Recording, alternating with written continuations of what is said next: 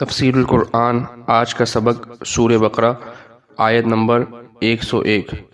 اعوذ باللہ من الشیطان الرجیم، بسم اللہ الرحمن الرحیم۔ وَلَمَّا جَاءَهُمْ رَسُولٌ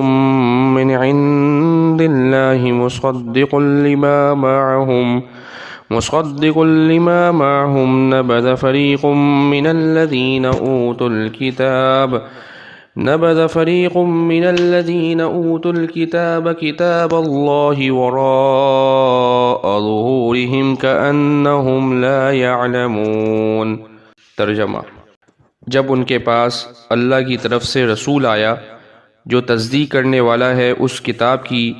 جو ان کے پاس ہے، تو جن کو کتاب دی گئی تھی ان میں سے ایک جماعت نے اللہ کی کتاب کو پس پش ڈال دیا، گویا کہ وہ جانتے ہی نہیں۔ اس آیت شریفہ میں یہودیوں کی اس بات کا ذکر ہے کہ جب ان کے پاس اللہ کی طرف سے ایک عظیم المرتبہ رسول آیا، یعنی حضرت محمد صلی اللہ علیہ وسلم خاتم النبیین صلی اللہ علیہ وسلم، اور اس رسول نے اس کتاب کی تصدیق بھی کی جسے یہود مانتے تھے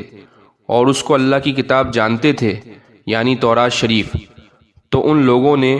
دونوں کتابوں میں مطابقت ہوتے ہوئے اللہ کی کتاب تورات شریف کو پس پش ڈال دیا، قرآن کو تو قبول کیا ہی نہیں اور تورات شریف کے بھی منحرف ہو گئے، اور اس میں جو نبی اکرم صلی اللہ علیہ وسلم کی صفات بیان کی گئی تھی ان کے اظہار کے بجائے